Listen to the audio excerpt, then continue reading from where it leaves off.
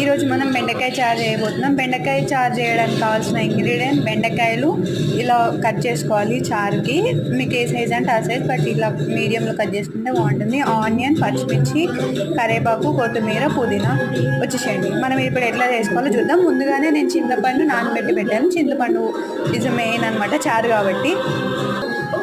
ముందుగా స్టవ్ వెలిగించేసి గిన్నె పెట్టేసేద్దాం. ఇలా ప్యాన్ హీట్ అయ్యాక ఇలా గిన్నె హీట్ అయ్యాక సరిపడినంత ఆయిల్ వేసుకుంటున్నాను. Oil heat అవ్వనిద్దాం.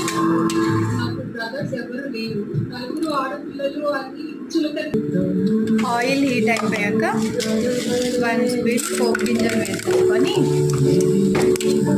మనకి ఆయిల్ బాగా హీట్ అయింది కాబట్టి ఆనియన్ కూడా వేసేసుకుంటున్నాను.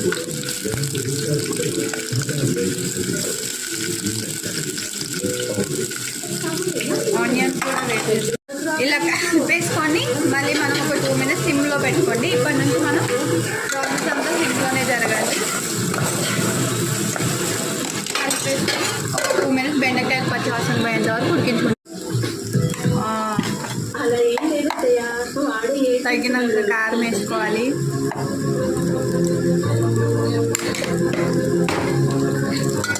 ఒకసారి కలిపి మళ్ళీ మూత పెట్టేసుకోండి.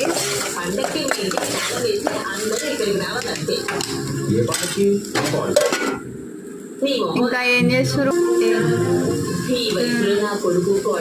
తగినంత సాల్ట్. పంటలు జరుపుకోవాలని తప్ప నాకు పెద్దగా ఏం ఆశలు ఉంటాయిరా.